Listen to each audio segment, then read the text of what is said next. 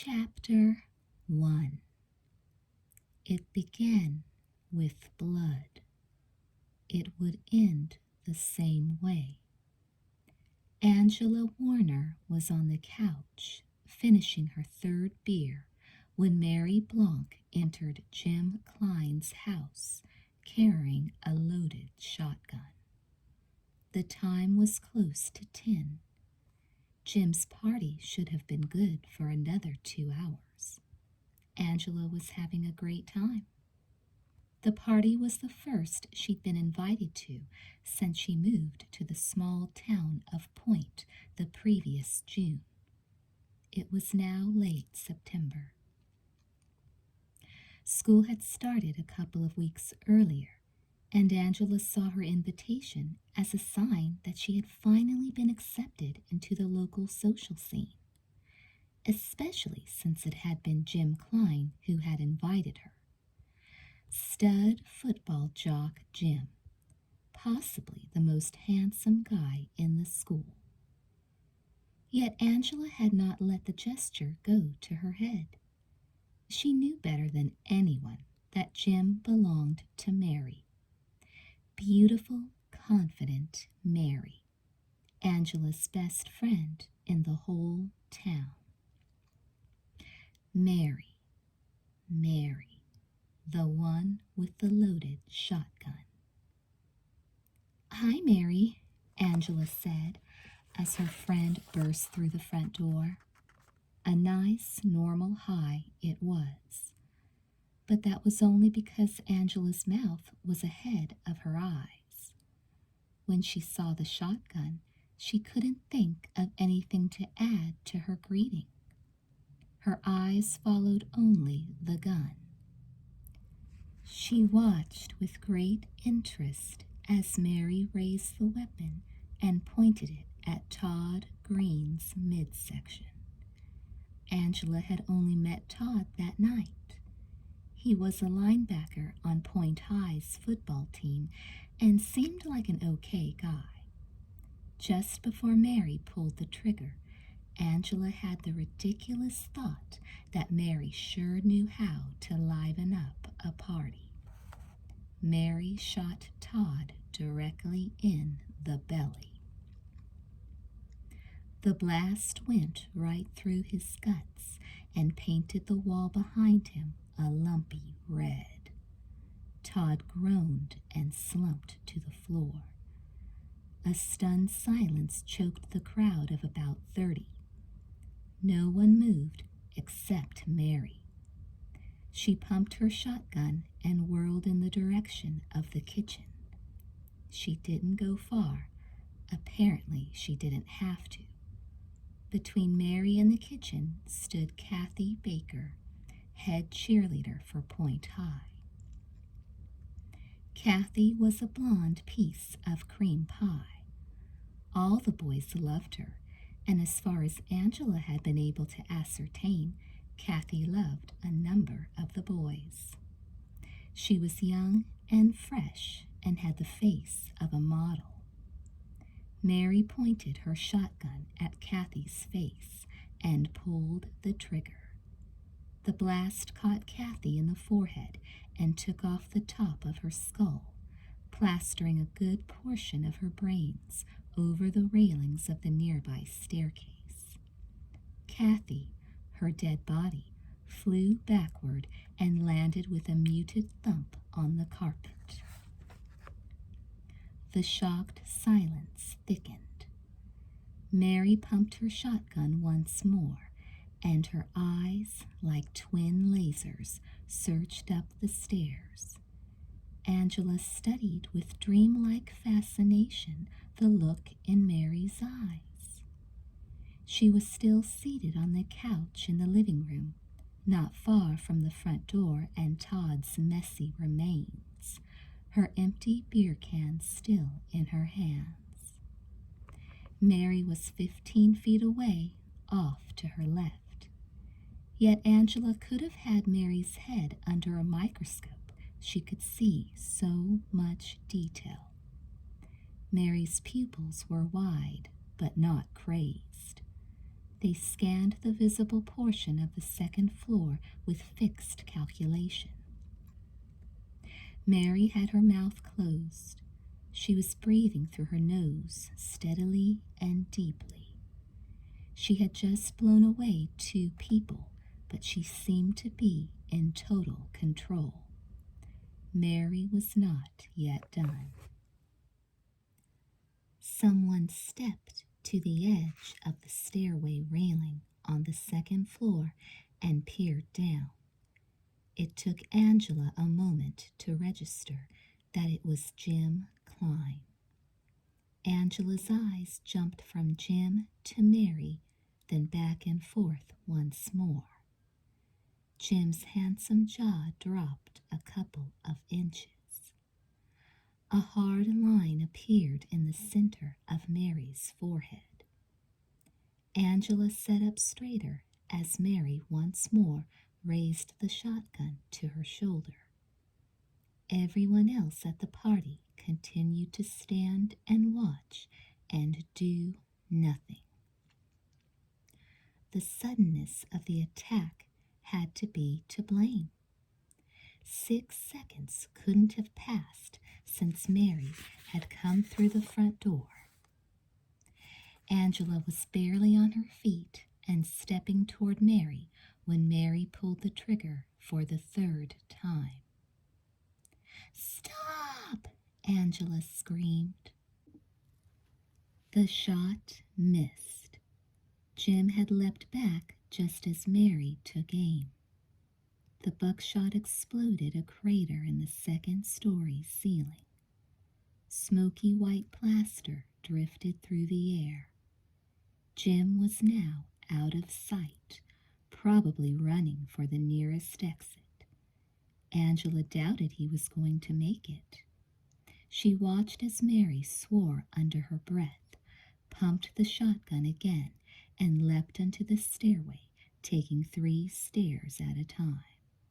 "I must stop her now," Angela thought. The stairway, made up of 3 right-angle sets of carpeted steps, described a rough spiral as it made its way to the 2nd floor. As Mary scampered onto the first landing, Angela was able to reach through the painted white posts of the stairway to grab Mary's right leg above the ankle. Mary tripped and crashed to her knees, momentarily losing her grip on the shotgun. Angela was smart. She immediately let go of Mary, grabbed the barrel of the gun, and began to pull it through the posts. Mary could chase Jim all she wanted, Angela thought, but if she didn't have anything to kill him with, it wouldn't matter. It was sound strategy. Until Mary kicked Angela in the face with her right foot. "Don't!" Mary swore at her. "Ugh!" Angela moaned, losing her hold on the gun and taking a step back. She tasted blood in her mouth, and the room spun in a dizzy circle. But her vision was still sharp enough to record Mary's reclaiming the gun and continuing up the stairs. Angela literally willed her dizziness to pass. She knew she didn't have time to circle the stairway and start up at the proper place. She wasn't a big or strong girl, but had always been an excellent athlete. Reaching up with both hands and springing off her feet, she grabbed the posts, and in a single fluid movement yanked herself up and over the railing. Mary was already off the stairs and running down the upstairs hallway that led to the bedrooms. She was definitely after Jim. She had pushed between a couple of petrified girls without saying so much as boo to them. Angela couldn't see Jim, but assumed he had barricaded himself in one of the rooms. "Somebody stop her!" Angela cried. The paralysis caused by the gruesome deaths had finally begun to lift. Statues were melting. A A couple guys from the living room headed for the stairs to help her. The majority were running out the front and back doors, though. People were making noises, mainly gulping, crying sounds. The two girls in the upstairs hallway were still in the silent, whimpering stage. They weren't going to do anything to attract Mary's attention, and the guys coming up the stairs weren't going to get to Mary before she got off another shot, Angela saw. I have to stop her, Angela thought again, going after her. Mary was at the closed door at the end of the hallway, trying the handle. It was locked. She didn't waste time pounding on the door or asking Jim to open it for her. She retreated a couple of steps, pointed the barrel at the doorknob, and blew it away. The act took a couple of seconds, however, and she was just kicking the door open when Angela crashed into her from behind. Leave me! Mary yelled at her as they toppled onto the floor of the master bedroom. Angela felt as if she had hold of a wild animal. They were both approximately the same size, but Mary tossed her off easily. Angela rolled on the carpet and struck her head on the bottom of the open door. Again, stars swam in her vision. She caught a glimpse of Jim at the window, and then one of Mary climbing to her feet and pumping the shotgun once more. Angela had to turn away momentarily to get her arms under herself so she could get up. During that moment, an explosion of shattering glass from another shot rent the air. This can't be happening! Angela hadn't been standing so close to Mary on the previous shots. But now Mary was only 4 feet away, and the noise from the gun was deafening. Angela's hands flew to her ears. It was too late to block out the blast. Perhaps she was trying to block out the madness. Mary hastened to the ruined window and torn curtains and stared out into the night. Disgust crossed her features, and Angela realized that the window had shattered because Jim had dived through it, not because of Mary's shot. Mary raised her gun to her shoulder, started to pump the gun, then must have thought better of it. Jim had to be out of range. Mary whirled and stomped toward the bedroom door. Angela grabbed at her as she passed, but Mary raised the stock of the shotgun, and Angela let go, cowering beneath the anticipated blow. She slipped back down onto the floor. Yet Mary didn't hit her. She just ran out the door to take off after Jim, her boyfriend. God, Angela whispered. She didn't know how long she sat there on the floor. It might have been a few seconds, or a few minutes later, that the two guys from downstairs entered the room and helped her to her feet. They were both the color of chalk, and like Angela, were trembling. Did they stop her? Angela croaked. The bigger guy shook his head. Angela had been introduced to him earlier, but the excitement of the evening had somehow caused her to forget his name. She got away, he said. Did Jim? She asked. The guy shook his head. I don't know. They both ran into the field in the direction of the lake. The guy tilted his head to the side. A siren was approaching in the distance. Sounds like the police, he said. Angela took a breath and hurried downstairs. Todd and Kathy lay where they had fallen. Angela tried not to look, but did anyway. Kathy's head was a lopsided red ball. The shot that had caught Todd had cut him almost in half. The blood of the victims had combined into an expanding river. It was everywhere. Angela's shoes were soaked in it.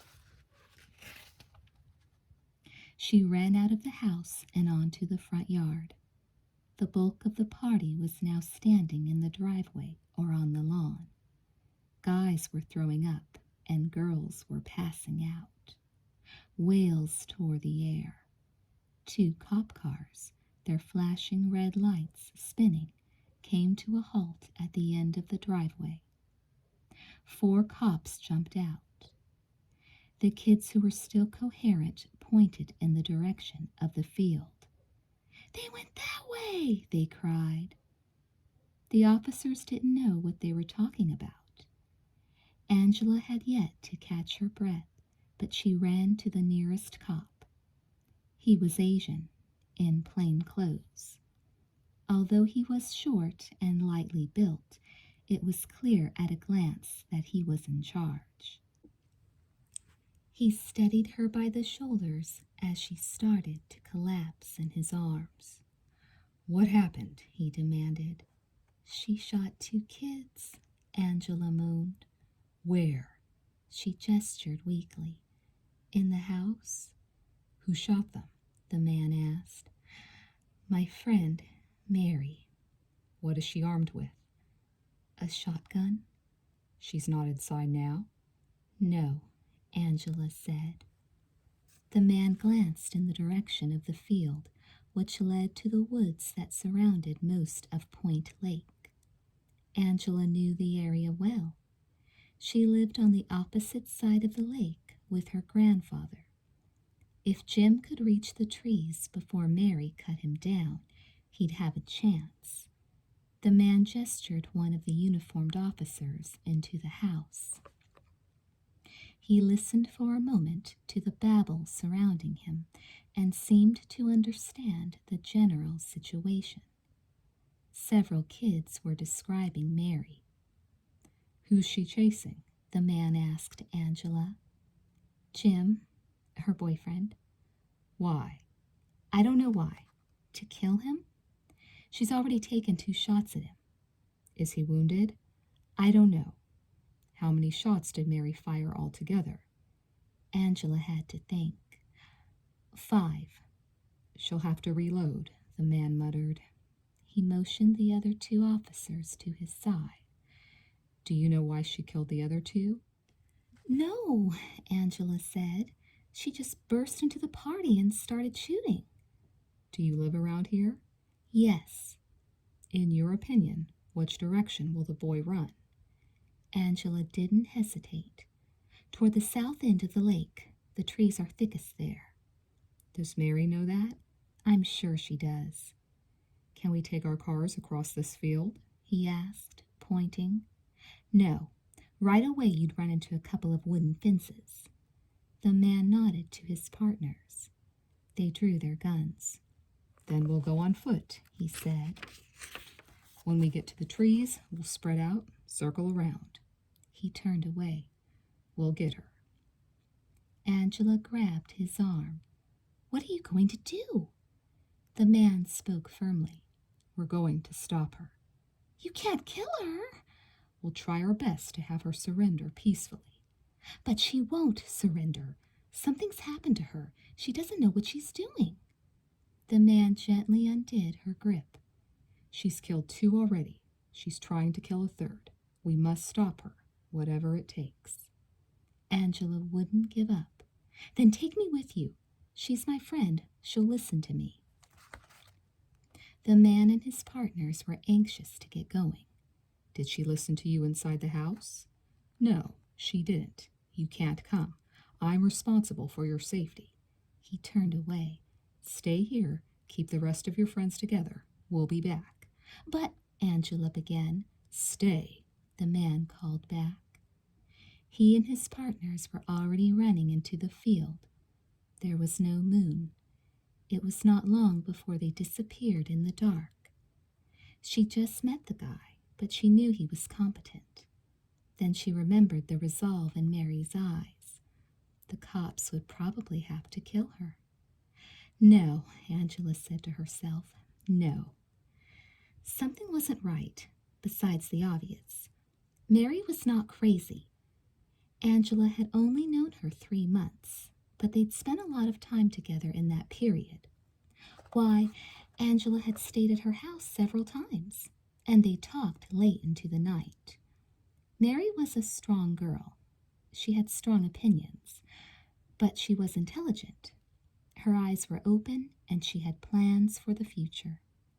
She wasn't one to throw her life away on a wave of rash emotion. Yet she had just shot 2 people, wasted them, Todd and Kathy, those 2 in particular. Now she wanted Jim. Angela knew Mary and Jim hadn't been getting along lately, but from the bits Mary had dropped, it didn't sound that serious. Angela had had no idea Mary wanted to break up with him, never mind blow his brains out. Angela made a quick decision. A car couldn't cross the field, but she might be able to get to the wooded area where Mary had gone before the police did if she drove around the entire lake and came at it from the other side. She'd arrived at the party late. Her car was parked halfway down the block, and it wasn't hemmed in. But how will you stop her? You've tried twice already. She could accidentally kill you while trying to kill Jim. Angela decided to risk it. She couldn't let Mary die. She raced down the block to her brand new dark green Toyota Camry, a present from her father to try to make up for all the pain he'd caused her by divorcing her mother. She hadn't seen either of her parents since the previous June.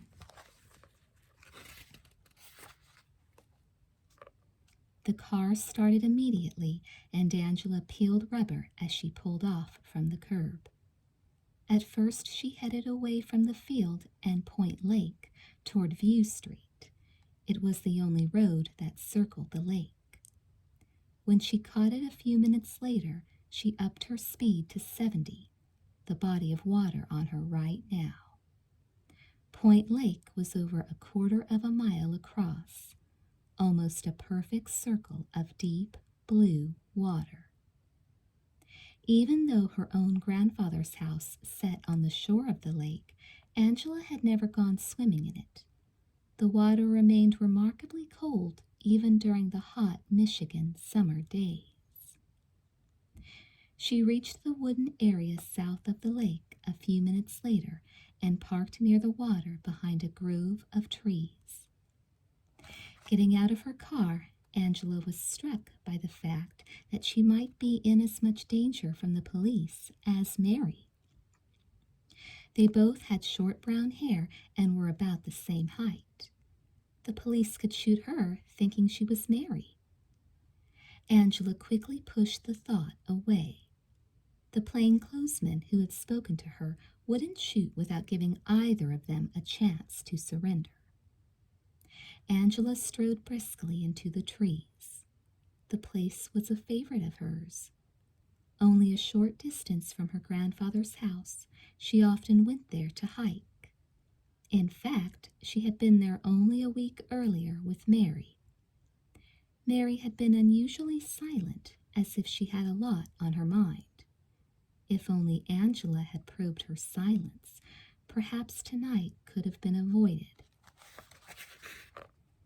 Angela had to fight down a sudden wave of nausea, Todd's intestines slipping down the walls, bits of Kathy's brain smeared on the railing and floor. It was too much. "Mary," Angela whispered, "why?"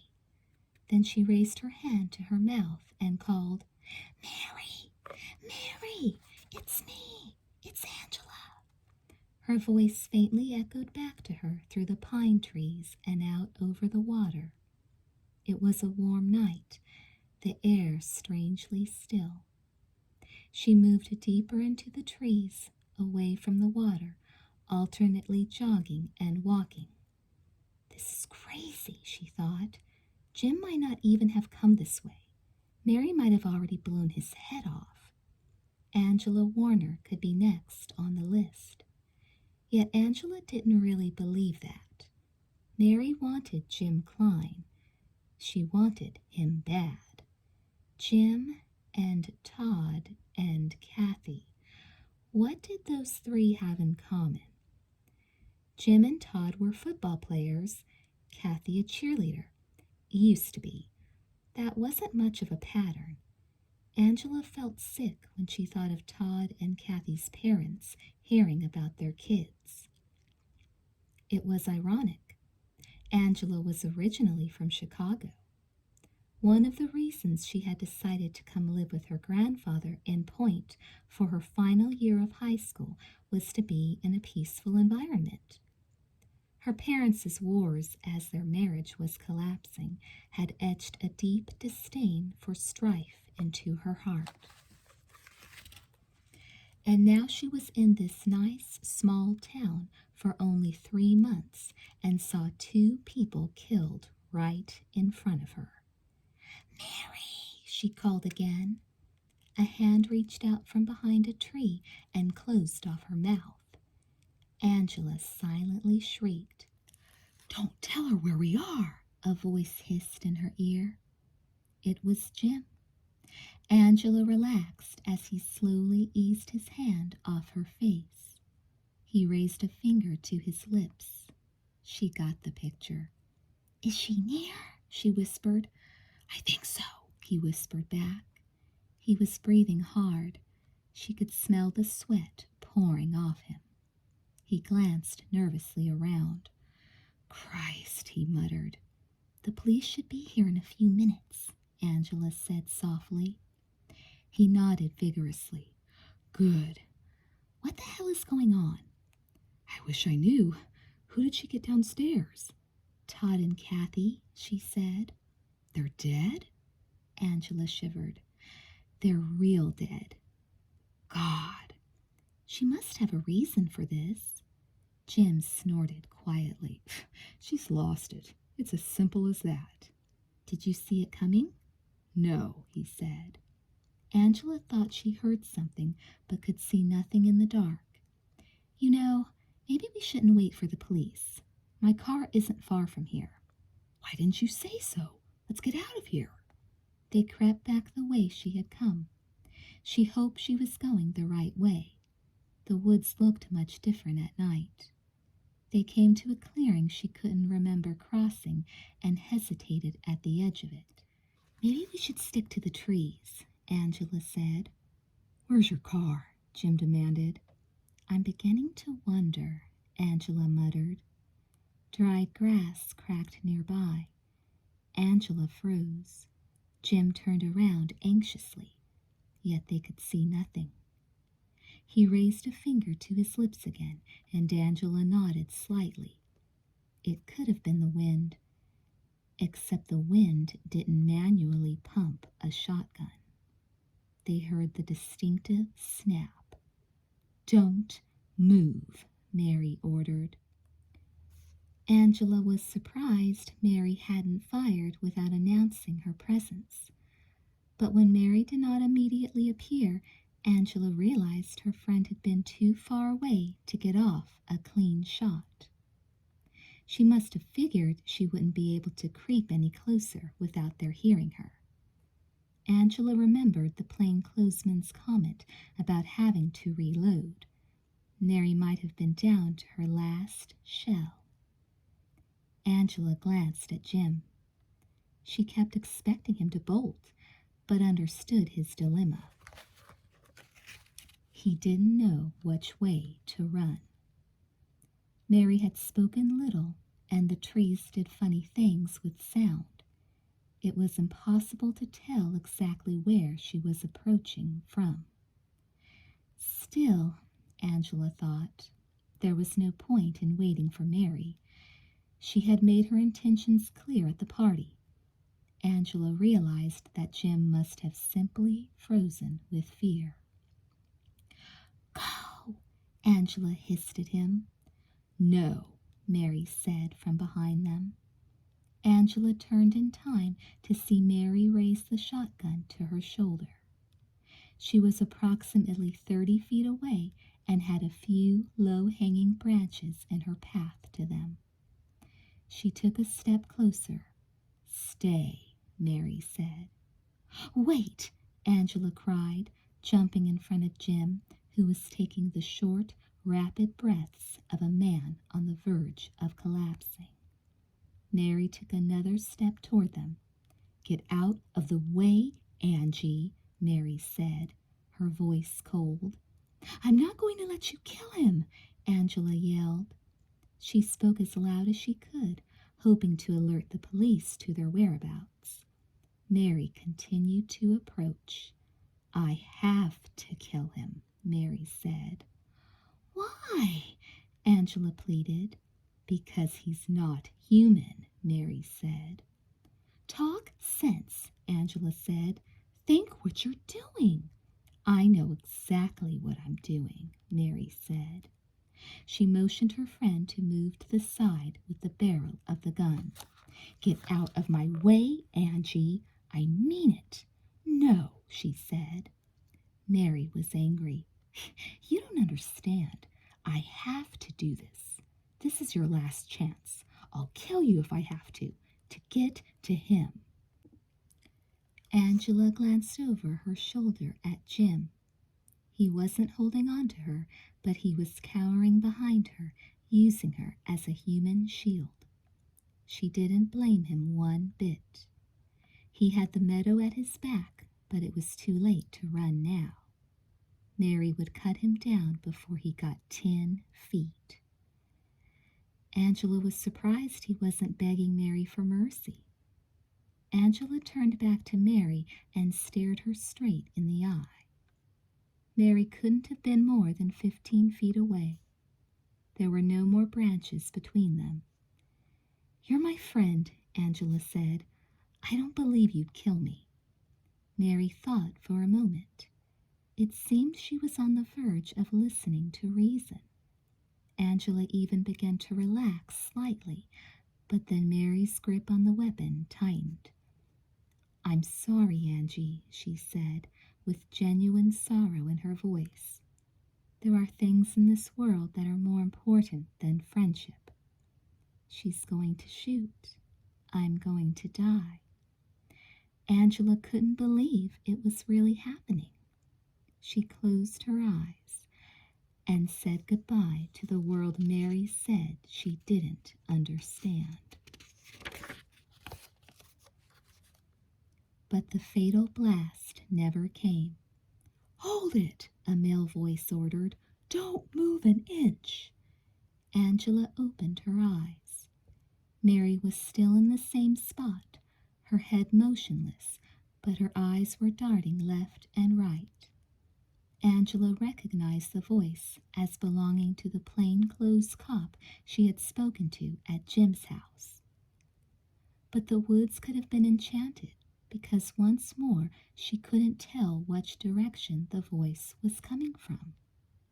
The man appeared to understand that and made no effort to come into view. "Set the shotgun down on the ground," he ordered, slowly. Mary continued to scan the area, not moving. "Do it," the officer said firmly. Mary took a deep breath. She had guts, even if she did have a screw loose. "I can't see you," she said. "I don't know if you can see me." "I can see you very well," the officer said, matter-of-factly. Mary's head tilted slightly to the right. Angela had finally located where he must be standing, behind a clump of bushes near the edge of the meadow. "There is a reason I must kill this guy," Mary said. "Fine," the officer said patiently. "You can tell me about it once you've put down the shotgun." "And if I don't?" Mary asked. She was definitely honing in on the bushes. Angela was worried she'd try to get a shot off into them. She was tempted to speak, to warn the cop, but surely he had to be aware of the danger. "I'll shoot you in the head," the cop replied. "I'm an excellent shot and won't miss. Put the shotgun down now."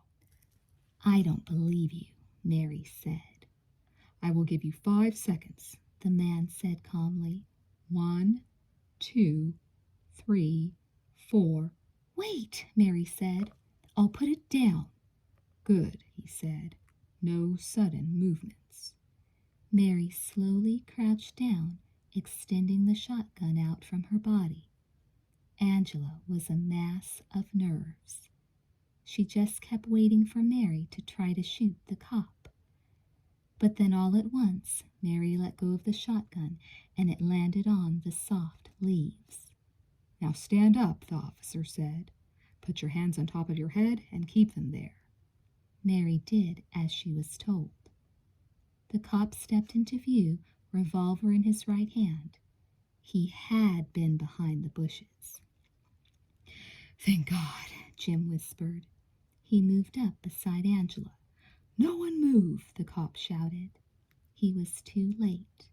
Mary had dived behind a tree, yet she hadn't gone for the shotgun. She didn't need it because she had come to the party well equipped.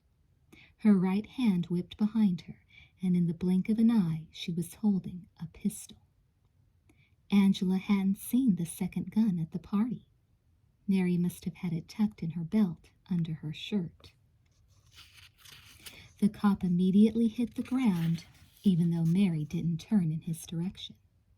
She wanted Jim dead. Only Jim. She wanted it even though it might cost her a bullet in the brain. A spark of orange fire spit in Jim's direction. Every muscle in Angela's body spasmed as Jim cried and fell to the ground. Then there came a second shot, a second cry. Mary's right hand whipped halfway around her body. Incredibly, the cop had shot the pistol out of Mary's hand. He had hit her in the hand from the sound of it. Mary was in pain, and she wasn't alone. Jim was howling on the ground at Angela's feet, clutching his left leg near the knee. At least he was still alive. Out the corner of her eye, Angela saw the cop climb slowly to his feet. Mary still refused to give up. Regaining her balance, she dived for her fallen pistol. She squirmed through the leaves like a rabid animal. Her determination was almost supernatural. The cop rushed to her instead of shooting again, which no court of law would have blamed him for doing. "I have to," Mary cried, and she found the gun in the dark. She picked it up with her right hand, which was definitely not working properly, and then transferred it into her left hand. Even though the cop was closer and an easier target, she climbed to her knees and pointed the gun at Jim. But that was as far as she got. The officer moved like a cat. He belted Mary on the top of the head with his revolver, hard. Angela heard a cracking sound. Mary dropped her gun and stared up at the officer for a moment, puzzled. But she was probably already out, because a moment later she toppled to the ground. The cop looked over at Angela and Jim. "Are you all right?" he asked Jim. "My leg isn't," Jim complained. The man tucked his pistol in a holster inside his coat and knelt by Mary's side, checking her head. "You'll recover," he said. "Perhaps to all of them. It's over." Yet the words didn't ring true to Angela. Deep down, she had a feeling of dread. It seemed to speak aloud inside her mind with a cruel voice. "My dear, it's only just begun." Chapter 2. Angela arrived at the police station the next day close to 10. Lieutenant Wynne, the plainclothes cop who had saved her life the previous night, had called her an hour earlier and asked her to come in. The station was in the neighboring town of Bolton, a city 5 times larger than Point and 1/10 as beautiful. As Angela drove into town, she noted a cluster of reporters gathered on the front steps of the station. 2 teenagers butchered at a high school party. It was getting national play. Wynne had warned her to drive around and come in the back way. He had told her that under no circumstances was she to talk to the media until she had spoken to him. That suited her fine. She had no desire to think about what had happened, never mind sell her story to People magazine. A uniformed officer let her in the back door, and a minute later she was sitting in Wynne's office. She had to wait a minute and took that time to study the pictures on his wall. It didn't take her long to realize Wynne had been a captain in the South Vietnamese Army. From the photos, it looked as if he had been decorated a number of times. That made sense. Her contact with him had been brief, but he had struck her as brave. She was standing, studying the pictures more closely, when he came in behind her. "My wife made me hang them up," he said. Angela turned. Wynne was a short, wiry man with a head of thick black hair, large, soft brown eyes, and a distinctive right list to his body. He had dashed into the field the previous night with good speed, but she could see now that his right leg had been injured at some time in the past. The leg might even have been shorter than his left. He noted her attention but didn't say anything. Angela blushed and spoke quickly. "She must be very proud of you," she said.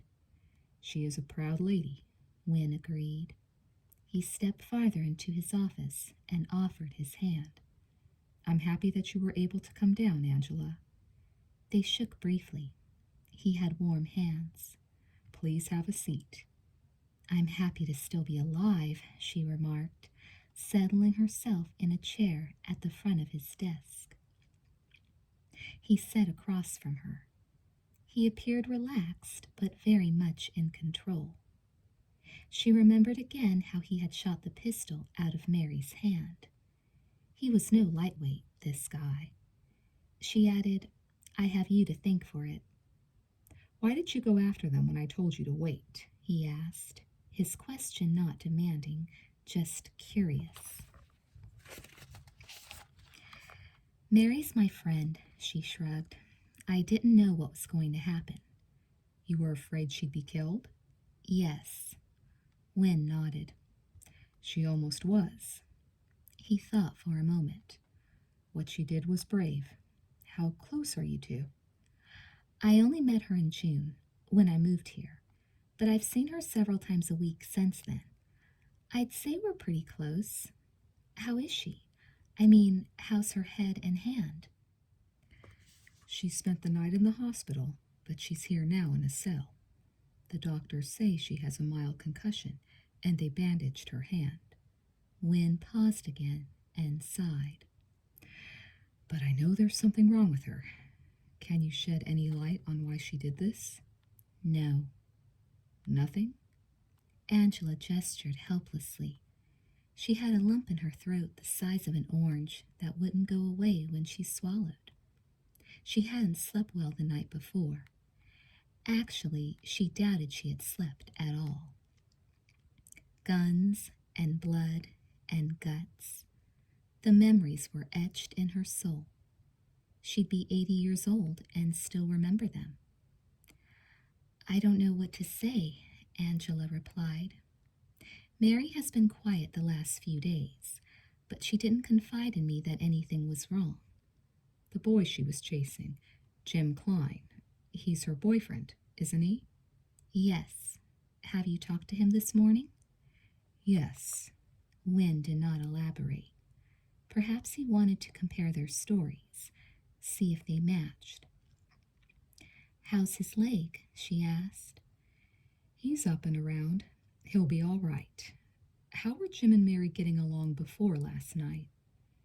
Okay, I thought. I mean, I had noticed that Mary had begun to separate herself somewhat from him, but she never came right out and said she was upset with him. What was her relationship to the two she killed, Kathy Baker and Todd Green? Wynne asked. As far as I know, she hardly knew either of them. But she went for those two. Is that correct? Yes, definitely. Then she went after Jim. Did you get the impression there was anybody else she was going to kill? Wynne asked. No. What do Jim and Kathy and Todd have in common? I asked myself the same question last night, Angela said. Jim and Todd are both on the football team. Kathy's a cheerleader. All three are popular. Angela had to catch herself. She was talking as if they were all still alive. She lowered her head and took a deep breath. Wynne was sympathetic. It's not easy to see people die, he said. She raised her eyes. They were damp. Things like this happened to you in the war? He took a moment to answer. You expect it in war, he shrugged, but it doesn't make it any easier. He looked out the window for a moment. They had a view of the back wall of a warehouse. Do you want to talk to her? He asked. Mary? Yes. She felt weak to her stomach. She won't talk to you? No. She says she has the right to remain silent.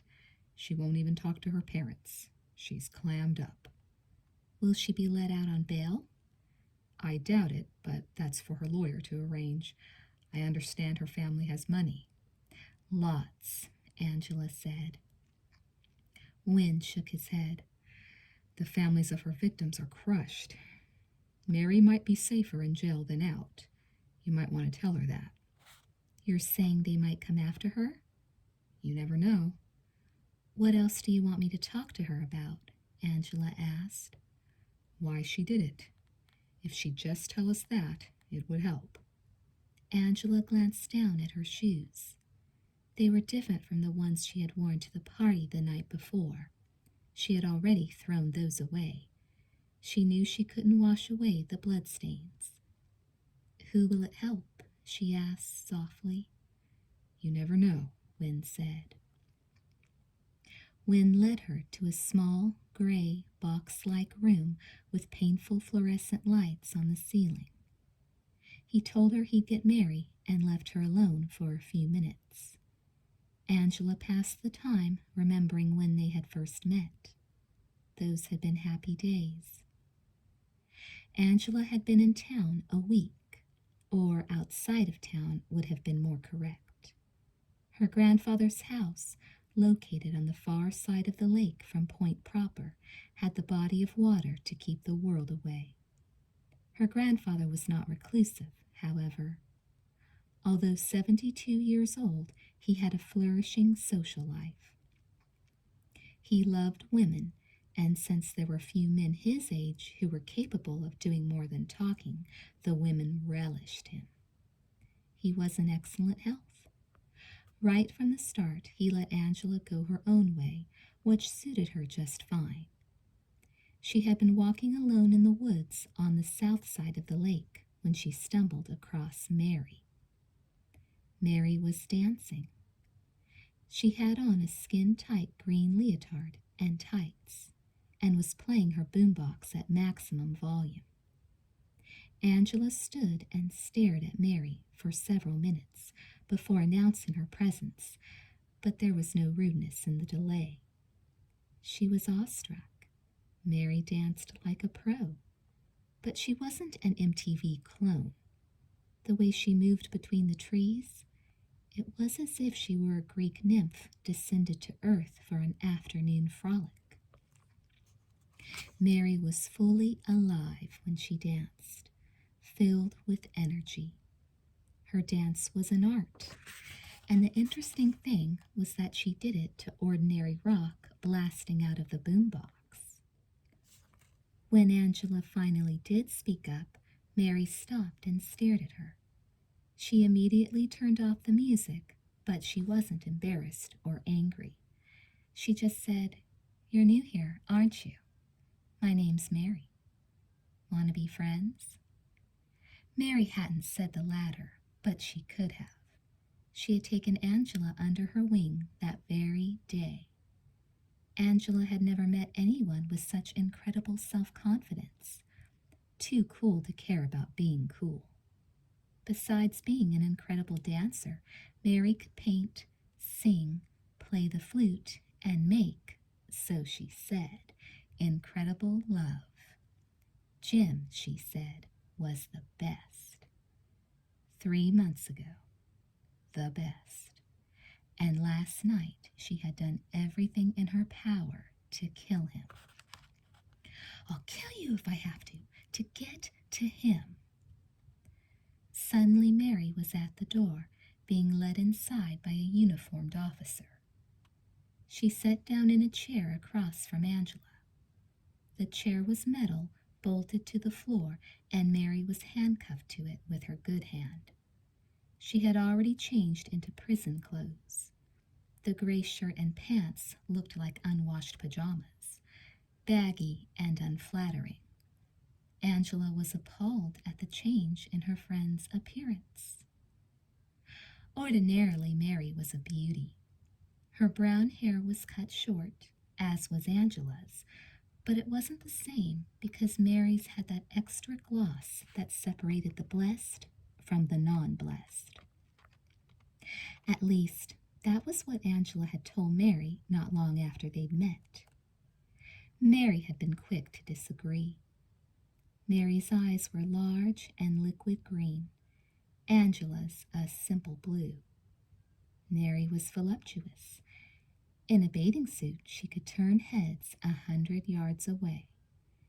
Angela was slight and had trouble gaining weight, probably because she seldom ate much. Eating wouldn't be a priority that day. Just looking at Mary took away her appetite. Mary had a huge bandage wrapped around her head, and the doctors had not spared her hair while treating her wound. They had lopped off a handful of it right at the top. Common treatment for a murderess, Angela supposed. Her right hand was bandaged to her wrist. Wynne could shoot straight. Mary stared across the table at her with bloodshot eyes. "Well," Angela said. "Well," Mary muttered. "How's your head?" "I don't know." "Does it hurt?" Angela asked. "I don't know." "Did you sleep last night?" "A little. Did you?" "Some," Angela said. "That's good. What are you doing here?" "I came to see how you're doing." "I'm all right. Anything else?" "Yeah." "What?" Mary said. "You know what. What the hell happened?" Mary shrugged. "You were there. You saw it all." "That's not what I mean, and you know it. Why did you do it?" Mary acted bored. "If I told you, you wouldn't believe me. Try me." "No." "Why not?" "You won't believe me." "Mary, you killed 2 people. You almost killed a third, Jim. How do you feel about that?" Mary stared at the floor. "I feel nothing." "Nothing? Not even regret? God, do you know what you've done to their families?" Mary took a breath. "I feel bad for their families. I also feel regret." Angela sighed. "I know you must. I regret that the cops stopped me before I could get Jim." Angela was exasperated. "Why? What did Jim do to you?" Mary raised her eyes to Angela's. "He didn't do anything to me." Angela paused. "Did he do anything to anyone else?" "Trust me, Angie. There's no point in talking about it." "What did Jim do?" Angela insisted. A bitter chuckle escaped Mary. "Boy, if you only knew." A remark Mary had made the previous night came back to Angela right then. Because he's not human. Not human, Angela whispered. Mary was instantly alert. What? You said last night that Jim wasn't human. No, I didn't. I heard you, Mary. I remember. Don't deny it. Why did you say that? Mary changed. No longer was she bored, indifferent, or defiant. She was pale, and her cheek twitched. She was scared. This in itself frightened Angela more than anything the previous night had. Mary turned away and pressed her hands to her face. Because it's true, she said. Angela reached across the table and touched Mary's arm. What's true? What did he do? Mary was having trouble breathing. Horrible things? Tell me? Mary slowly raised her head. You won't believe me, she said for the third time. Try me, please. I'll believe you. Mary chewed on her lower lip. She was thinking, but not normal thoughts. There was a faraway look in her eyes, and where those eyes were focused was not a happy place. Todd and Kathy, she said finally, were not human beings anymore. That's why I killed them. You mean they did something inhuman? They hurt somebody? I mean they were no longer like you and me. Angela had no idea what she was talking about. What were they then? Mary's lower lip trembled. Monsters. Mary? Mary smiled, a grotesque twisting of her face. I told you. No, tell me more. I don't understand. Mary sat back in her chair and stared at Angela. You want me to start at the beginning? Yes. It'll be a waste of time. I have plenty of time to waste. Mary closed her eyes for a moment. When she opened them and began to speak, her tone was changed. She spoke softly and simply, as if she were recounting a great tragedy. You know how the cheerleaders and the football players practice before school starts at the beginning of September? Mary said. They meet and go through their routines and their plays. They do this every year. Well, this year you also know that I was seeing Jim. Sometimes I'd be bored and drive over to the school in the morning just to watch the guys bang heads. I'd watch the girls in the squad work out too. Mary shrugged. That's when I began to get a clue. A clue to what? Angela asked. Mary frowned, as if remembering her confusion at the time. I'd watch the guys and notice how Jim and Todd stood out. I don't mean in a normal way. They've always been excellent athletes. What got me was that all of a sudden they were too good. Todd was a linebacker and Jim the quarterback. Jim would hand the ball off to Todd and no one could stop him. He wouldn't even bother dodging. He simply mowed down anyone in his path. Guys would crumble as if he were made of steel.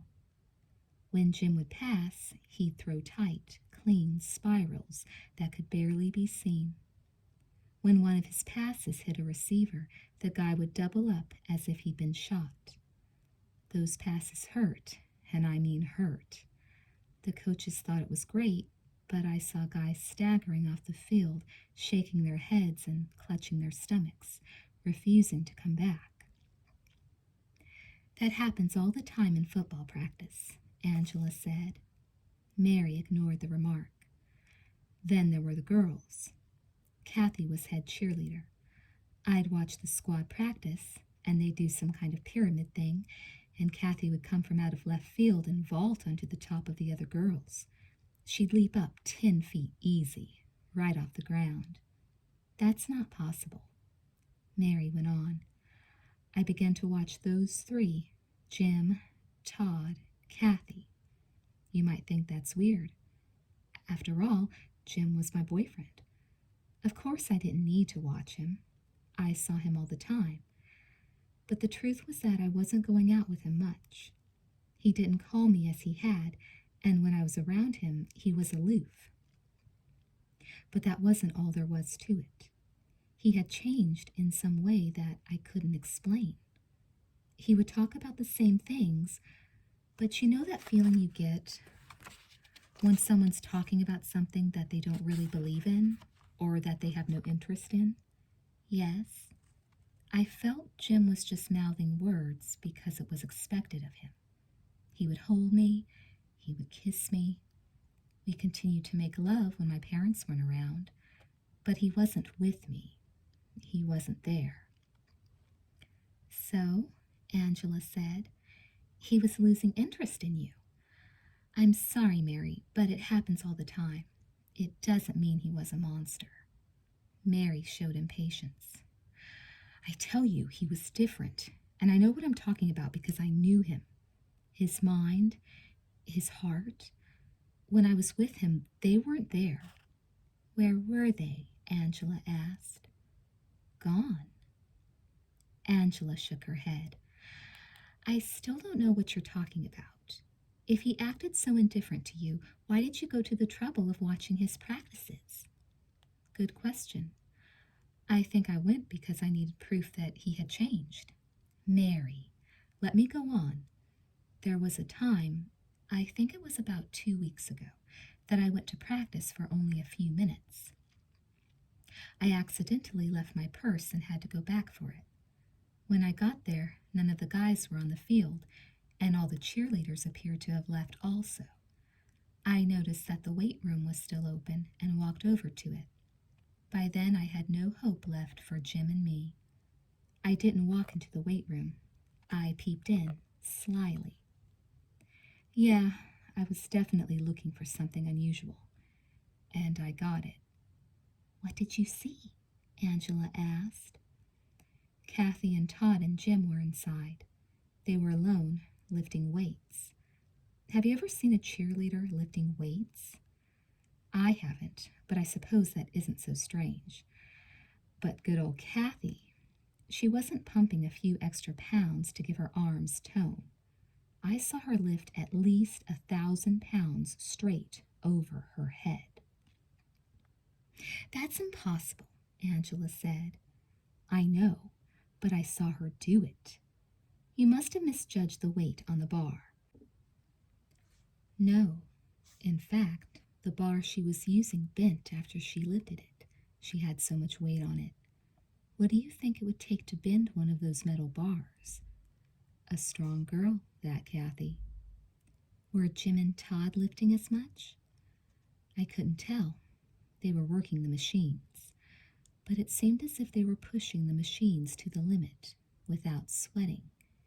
Here's something else. When Kathy made her dramatic lift, neither of the guys seemed to notice. The whole time I stood there watching them, not a single word was said. The atmosphere was cold as a morgue. Angela considered. Anything else? Yes. Mary leaned forward on the table. She had begun her tale with no hope of convincing Angela, but now she had warmed up. Now it was clear she wanted Angela to believe her. After the incident in the weight room, I began to spy on them. I noticed that they hung out together a lot. They'd go off alone to a corner of campus and talk. I also noticed that none of them ever smiled unless someone else was around. I stopped going out with Jim altogether, but I often drove over to his house at night and sat down the street in my car, waiting. For what? Angela asked. For him to come out and play with his strange friends. You talk like they were vampires. Mary's eyes grew dark. They were worse than vampires. One night, I was waiting outside Jim's house. It was after midnight, and he went out and drove off in his car. I followed him as he picked up Todd and Kathy. They went here, to Bolton, to a bar. I assumed they'd be tossed out because they were underage, but they stayed inside until 2 o'clock when the bar closed. When they came out, they had 2 couples with them. The other 4 appeared to be in their early 20s. They were all laughing and carrying on. It was obvious to me the new people were drunk. I was sitting across the street in an all-night coffee shop. I couldn't hear everything they were saying, but I caught the words party and orgy and warehouse. Jim and Todd and Kathy were trying to convince the 2 couples to go with them, and they must have done a good job because the others got in their car and followed Jim as he drove away. I had to hurry to catch up with them. Jim headed to the edge of town. He parked in the deserted lot of a boarded-up warehouse. The others parked beside him. They were still laughing and talking out loud as they followed Jim and Kathy and Todd inside the warehouse. "How did they get inside if it was boarded up?" Angela asked. Jim pried the boards off the door with a crowbar. Why didn't he pull them off with his hands if he was so strong? I don't think he wanted to demonstrate his strength yet. Those 2 couples must have been awfully stupid to go into a warehouse that was clearly deserted, especially if they thought they were going to a party. "I told you how drunk they were," Mary said, "and you know how sweet and innocent those 3 could look. They could pose for a picture on American Values for a Christian TV station. Anyway, the point is they went inside. I stashed my car down the block and waited outside the warehouse behind a stack of crates for them to come out. They did, about an hour later. At least, Jim and Todd and Kathy came out, not the others." "What happened to them?" Angela asked. Mary leaned an inch closer. "They were killed. Our innocent All-Americans murdered them." "You saw this?" Mary sat back and waved her white bandaged hand in disgust. "Of course I didn't see it directly. I told you I waited outside. But when Jim and Todd and Kathy emerged, they were carrying those giant green plastic bags you put garbage in. They each had one thrown over a shoulder. They threw them in the trunk of Jim's car and drove off. It made me wonder. I walked back to my car and got a flashlight. I returned to the warehouse and crept inside. At first I didn't see anything. The place was empty, with dust everywhere. I called out, but no one answered. Then I saw this area on the floor. Here, all the dust was brushed away." Mary stopped and shut her eyes. She took a deep breath, then another, but seemed not to let either go. Angela found herself leaning forward. "What did you see?" Angela asked. Mary opened her eyes. She shook her head. "Blood." "Blood?" "Blood." Mary lowered her head to stare at her bandaged hand, perhaps thinking of the blood that was now on her hands. Most of it had been wiped away, off the concrete floor. They were careful, but not careful enough. There was still blood left to see. "There were no bodies?" "No," Mary said. "Torn clothes? Bloody clothes?" "No." Mary looked up wearily.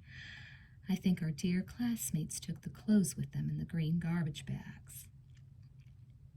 "I thought you were implying that the bags contained the bodies of the 2 couples," Angela said. "Hardly. The bags were not that big." "Then the bodies—" "What are you saying, Mary?" Mary met her eyes straight. "They're monsters. What do monsters have for dinner?" Angela was appalled. "They didn't eat them, for God's sake." "I don't think God had anything to do with what they did to those 4. "Mary, 7 people went in that warehouse, Angie. Only 3 came out." It was Angela's turn to close her eyes and shake her head. Shake it all out of her head, she wished. These awful images Mary so easily invoked.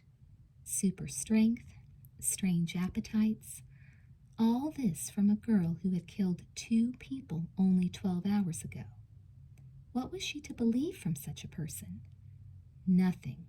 She could believe none of it if she wanted to be sane. Mary's raving. She can't accept what she's done, and she's invented this fantasy. There are no monsters. Angela opened her eyes. Why didn't you go straight to the police and tell them what she'd seen? She asked. I wouldn't have been able to prove that Jim and Todd and Kathy had killed the 2 couples. But the people at the bar would have been able to confirm that they all left together, and you had the bloodstains on the warehouse floor. I did go back to the bar, but to the owner, it had been just another night of faceless people. He couldn't remember anybody. I also went back to the warehouse a couple of days later. The bloodstains had been washed away. By who? Mary shrugged. Probably by them. I think they began to suspect they were being followed. What makes you say that?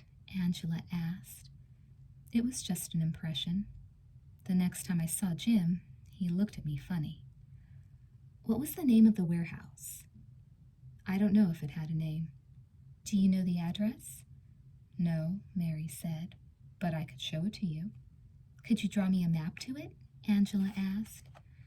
I don't think so. Angela nodded. Mary was dodging every chance to have her story verified. It was all an illusion. You should have gone to the police if you believed you saw what you did, Angela said. Mary exploded. And tell them what? That I saw a cute little cheerleader lift 1,000 pounds over her head? That my ex-boyfriend eats people? I would have been shown the door faster than you could blink. Mary, Angela said patiently, they're not going to show you the door now. Mary quieted. I had to do what I did. I had to stop them while there was still time. What do you mean? Mary was defensive. Nothing. You've told me this much. You may as well tell me the rest. Why? I can see what you're thinking. Mary went berserk, and now she's concocted this crazy story to try to explain why. That's not true, Angela lied. It is true. I told you you wouldn't believe me. Well, do you? See? Mary was angry at herself. I must have been crazy to think you would. How come the 2 couples were never reported missing? That would have been big news in these parts. Mary frowned again. I don't know why. I suspect, though, that Jim and Todd and Kathy only picked up people who were passing through. You think they killed people every night? I think they had strong appetites. Look, what do you want from me, Mary? All right, I don't believe your story. It's too ridiculous.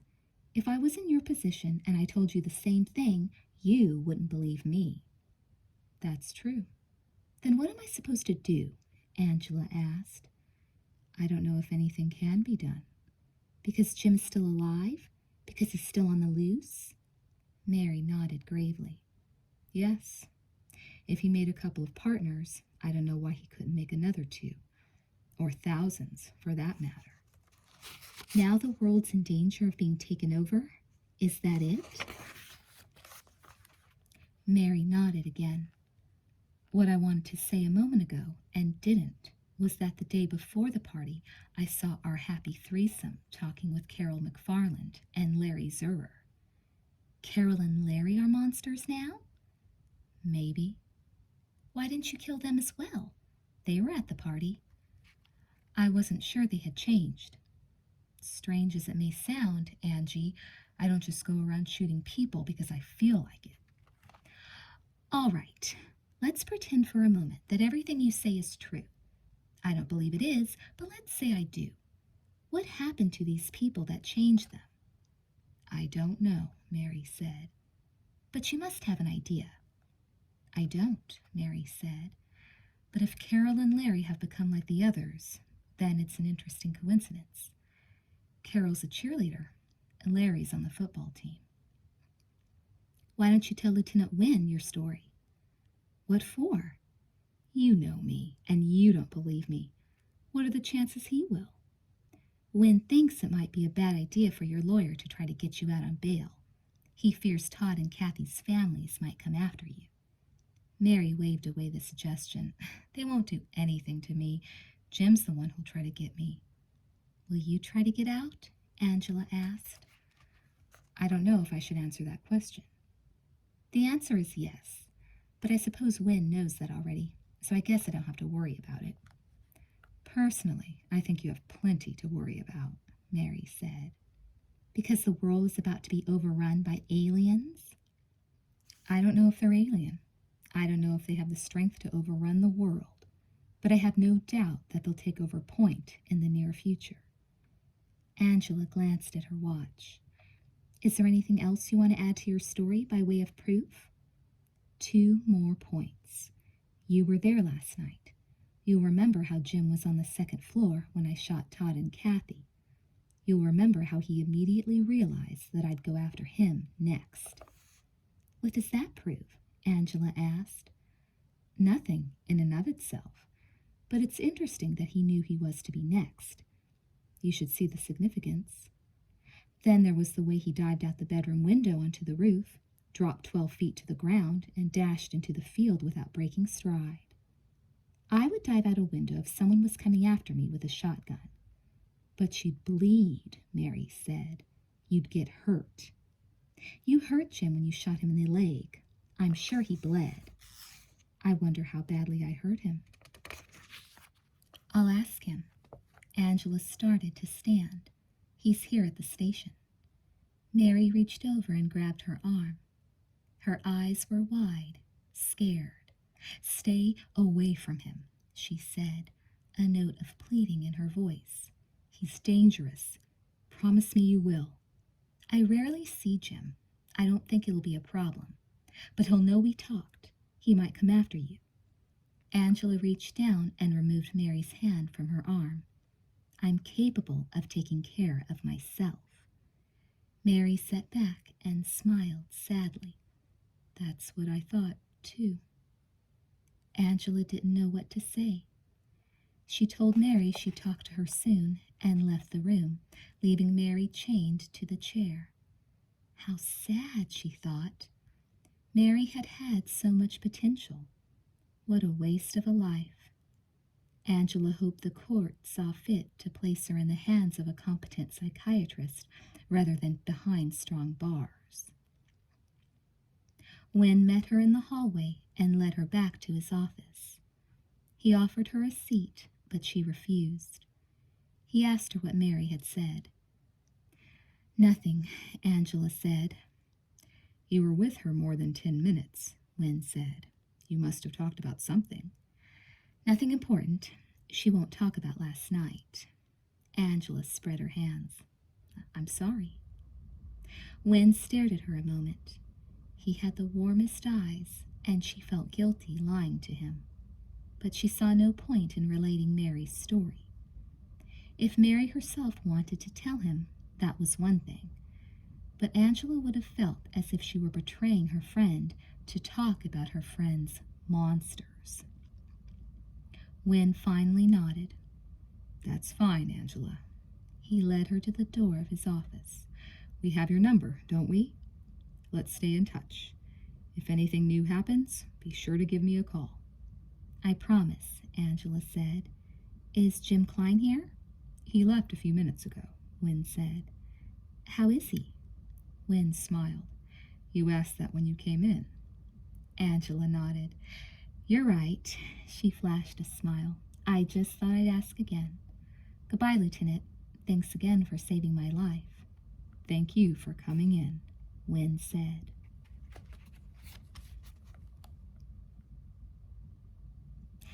After Angela Warner left, a uniformed police officer brought in a cassette tape and a tape player and placed them on Wynne's desk. The officer left, and Wynne rewound the tape to listen to the conversation between Angela and Mary. He had, of course, listened in while Angela and Mary had been in the room.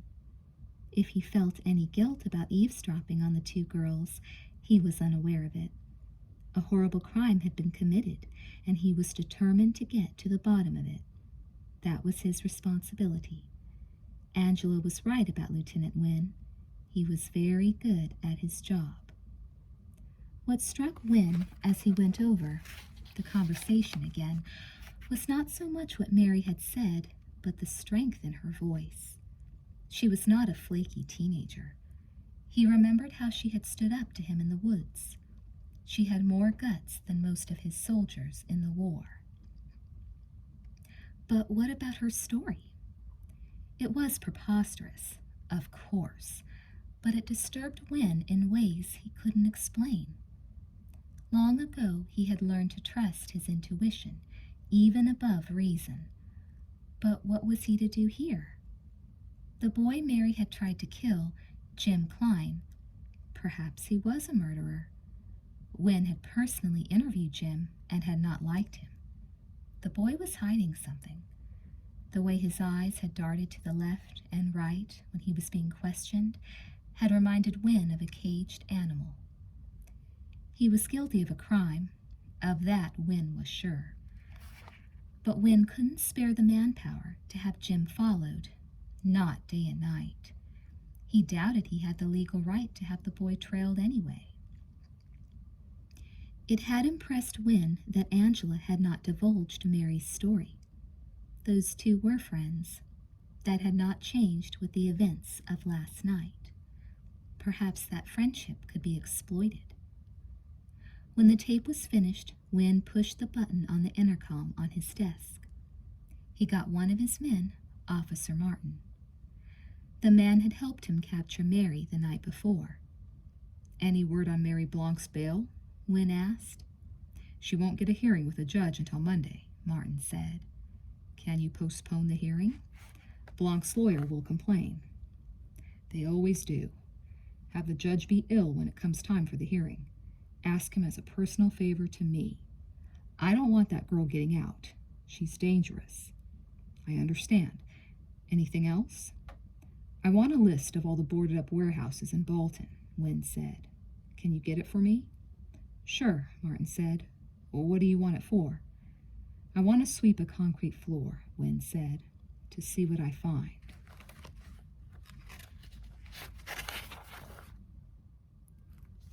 Chapter 3. The funerals for Todd Green and Kathy Baker were held the Tuesday morning after the Friday night shootout. The principal at Point High canceled classes for the day, and approximately 1/4 of the student body attended. Todd and Kathy had been popular, and as the minister eulogized them, crying could be heard. But the families of the slain, bunched together in black in the front pews of the chapel, remained silent. Grief was etched on their faces, along with hatred. Angela Warner sat at the back of the chapel and wondered if the families knew she was a friend of Mary's. Angela didn't go to the grave sites after the ceremony. She'd had enough of grief. She didn't know why she'd come at all. Yet, deep inside, she did know the reason. It was guilt. She continued to feel she should have spotted Mary's disturbed state of mind before the shots had been fired.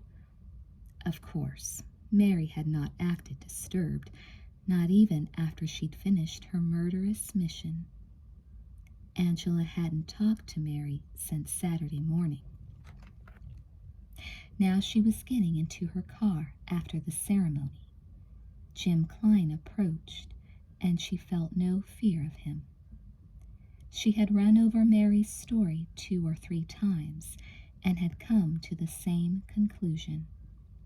Something deep inside Mary's mind had snapped. Case closed. "Angie," Jim said, "can I talk to you for a minute?" Jim was what was known as a totally rad dude. God had designed his body and fit him snugly into it.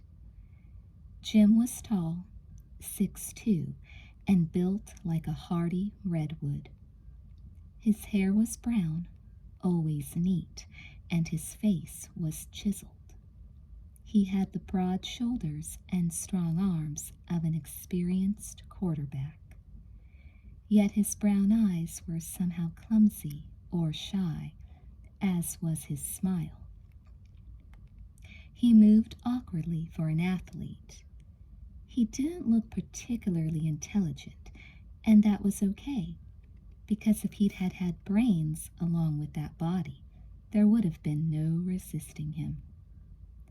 Angela had always been attracted to Jim and was happy when he'd invited her to his party. She tried not to think about it now. "Sure, we can talk," Angela said, standing beside her open car door. More than half the people weren't going to the gravesites. Her car was trapped in the chapel parking lot by at least 3 other cars. She wasn't going anywhere for a minute anyway. "How's the leg?" she asked. "Better," Jim said, glancing down. "She just winged me." He looked up again, his eyes shifting to the chapel, then back to her.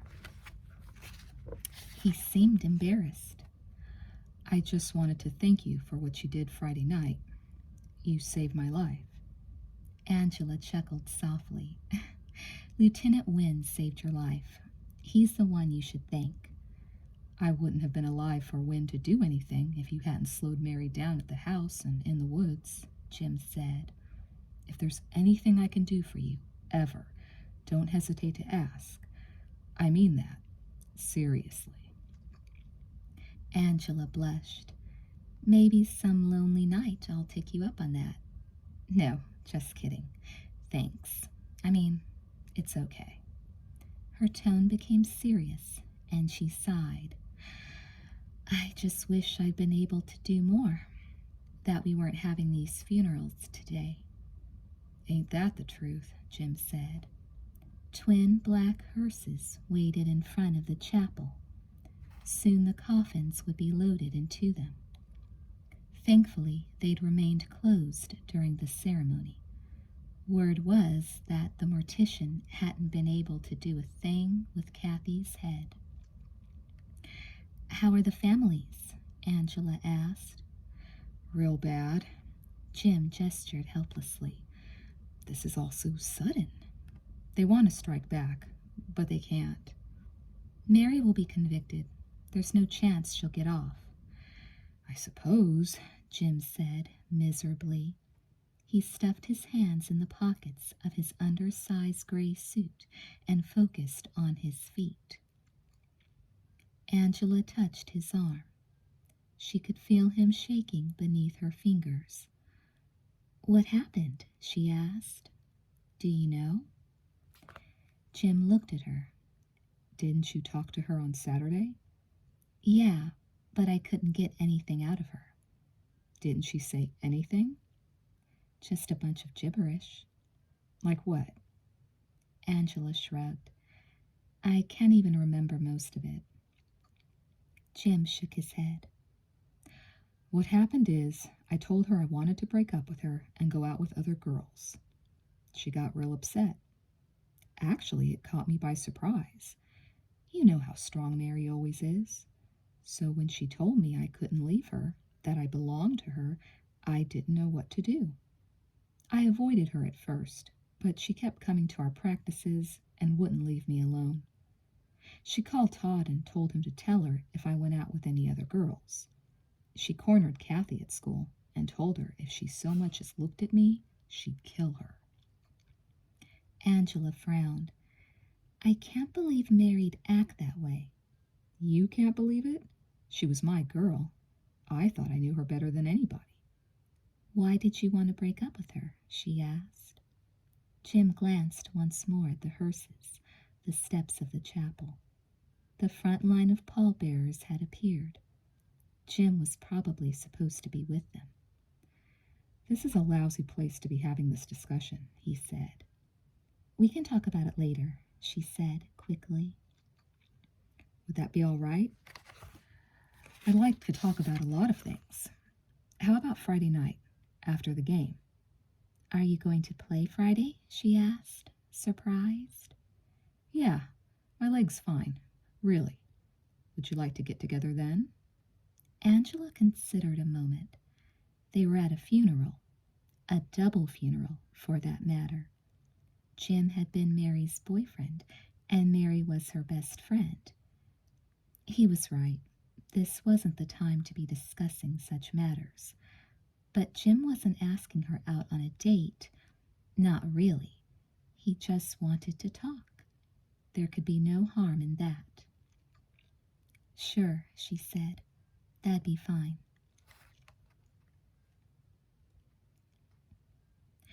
Angela got home around 11 o'clock.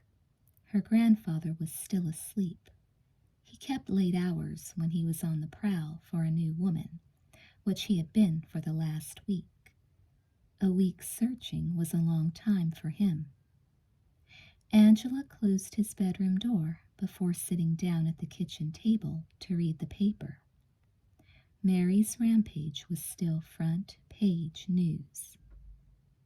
Angela had asked the police that her role in the events not be discussed, and so far she had avoided being turned into a hero by the media.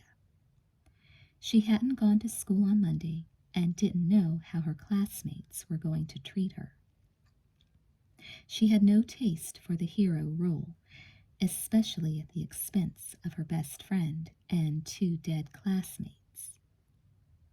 Angela had hardly settled herself when there came a knock at her door.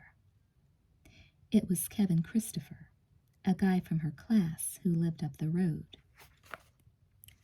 Next to Mary, he was the best friend she had in the small community of Point. Their friendship might have been even closer if he hadn't developed an immediate crush on her when they first met at the beginning of the summer. He made no secret of his devotion to her, which both flattered her and made her uneasy. Kevin was short, about 5'8", with a mess of black hair and a grin that would light up at the slightest reference to his favorite subjects, which, of course, were sex and sex. Yet Angela believed Kevin had never had sex outside of the confines of his own head. Too much the altar boy. He was never crude, even when he was trying to be. He simply didn't have the experience to draw upon, she figured. Not that she had any. In fact, they made a great pair, both virgins pretending they had been around the world on a waterbed. She cared a great deal for Kevin. He made her laugh, and she sure could have used him over the weekend. Yet she hadn't seen him since before the party, and didn't know where he had been. Am I late? He asked as she opened the door. She smiled, although it was forced. The funerals had taken more out of her than she had realized. You are just in time. Come in, take off your clothes. Let's do it quick. My husband will be back in a few minutes. Kevin jumped inside the door. Where is he?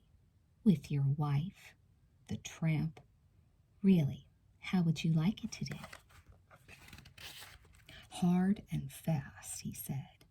Is there any other way? She asked. Then she laughed as he grabbed her, and she pushed him away.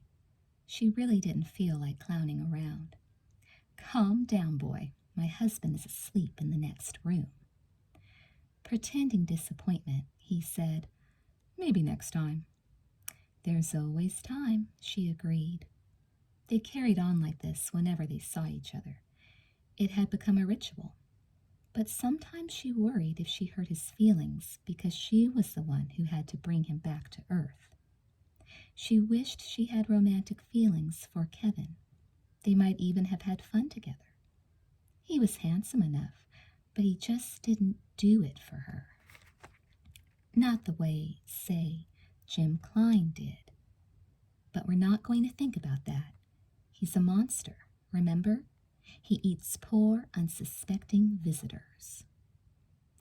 Mary had a sick imagination.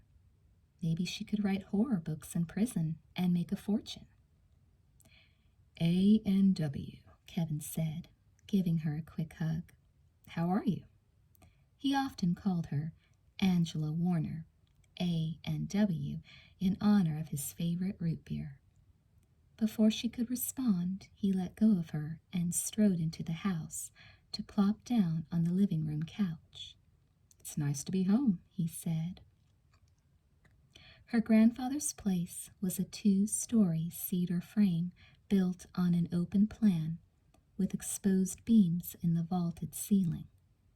The wood was heavily lacquered pine and polished cedar. A huge basement ran the length of the house.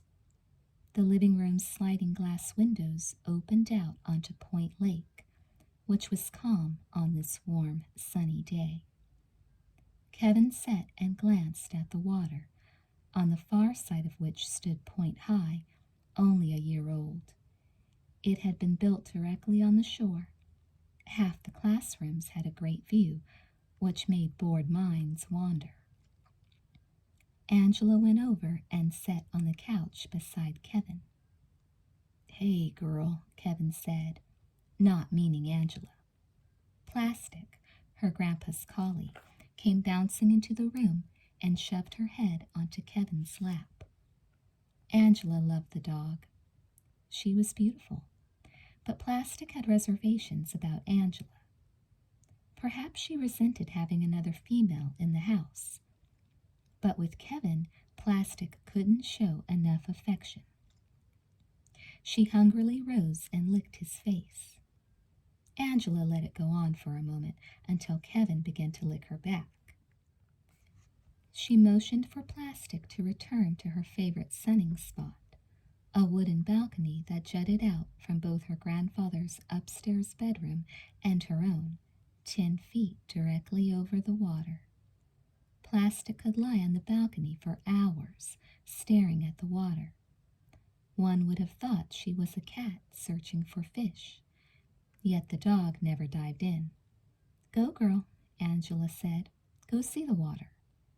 Plastic looked at her with her, who the hell do you think you are giving me orders expression. But she turned and went up the stairs, nudged the slider open, and went out to sun herself. Smart dog, Kevin remarked. Yeah, Angela agreed. She likes you more than me. Most young females in heat do. Where have you been? She asked. I've been here and I've been there, and I've been in between. He paused. Did you go to the funerals? Yes, I just got back. How come you didn't go? I wasn't invited to the party. Be thankful for small favors. How were they? He asked.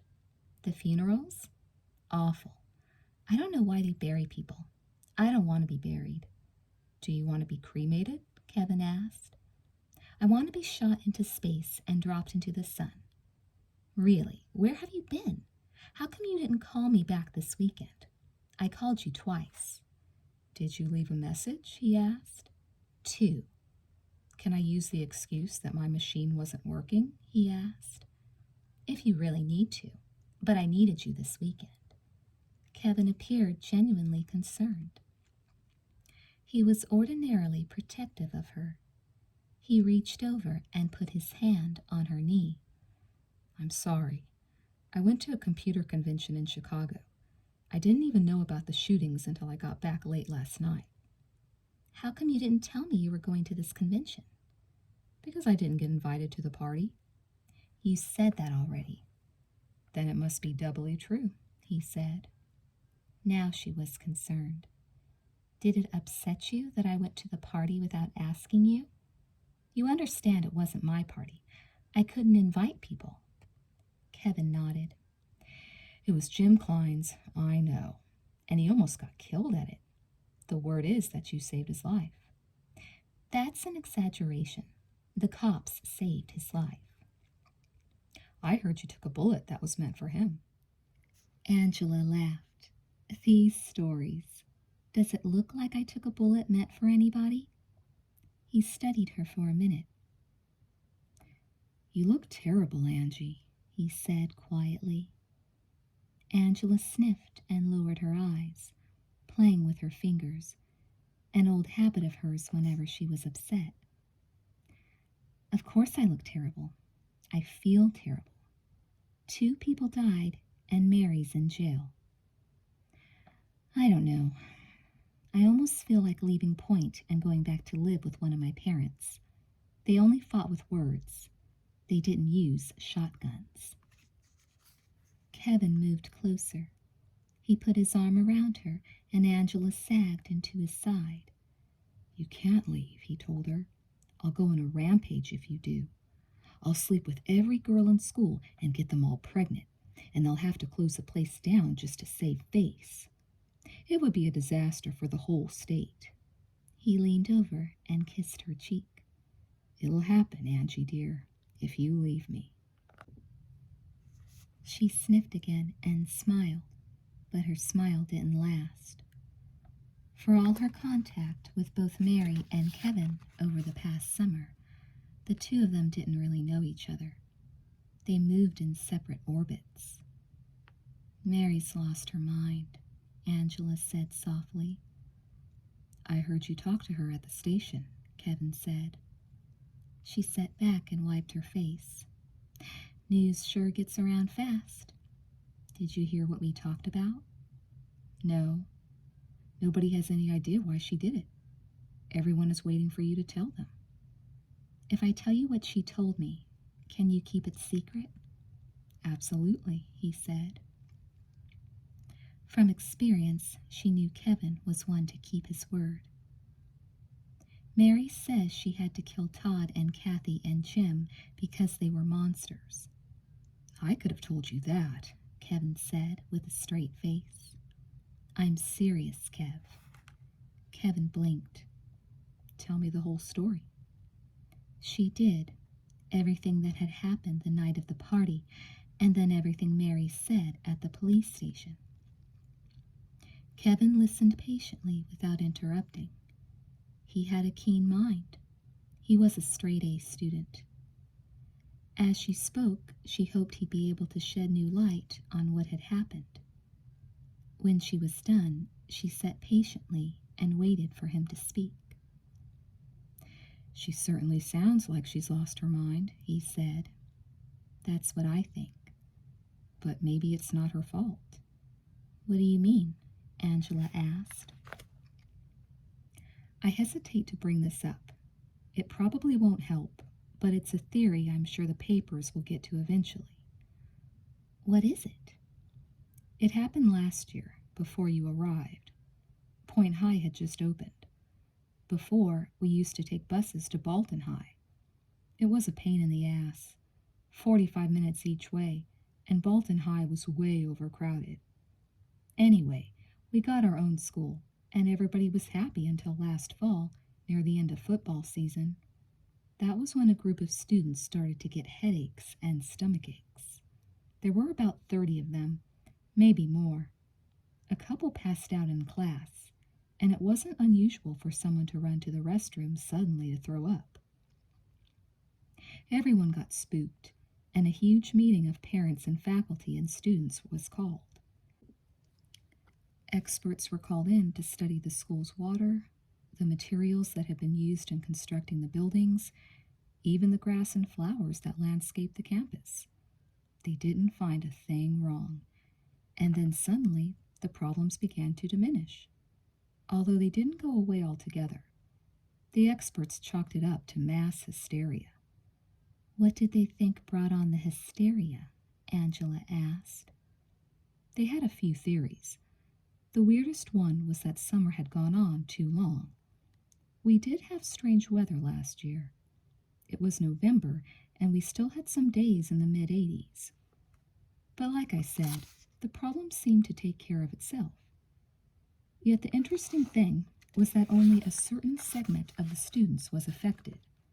Your story made me remember that. "The football players and the cheerleaders?"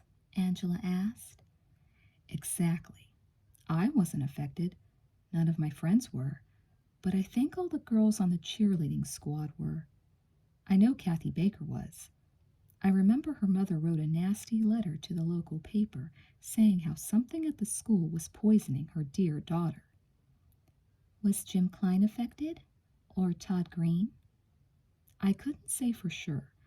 They might have been. Was Mary? Angela asked. I doubt it.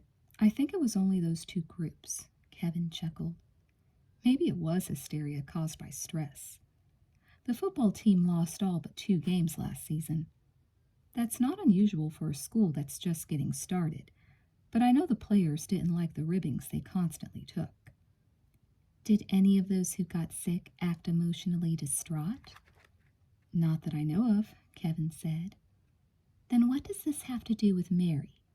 The contamination theory, or whatever you want to call it, can't be used to explain what she did. You're looking at it backward, Kevin said. The contamination theory could be used to explain what Mary says the others did. You honestly believe that they did those things? Angela asked. No. As I said, it's just a weird theory. I think Mary blew a circuit and started shooting people. It's happened before, you know. Maybe Jim was dumping her and she was upset. He told me he was dumping her, Angela said. You talked to him? This morning, at the funerals. She didn't bring up the fact that he had sort of asked her out. Kevin would feel jealous. How is he? Kevin asked. Fine. His leg is better. Already? Kevin asked. I heard she shot him good. That's just a rumor. She barely winged him. Angela stood and paced in front of the couch. I don't want to drop this getting sick business yet.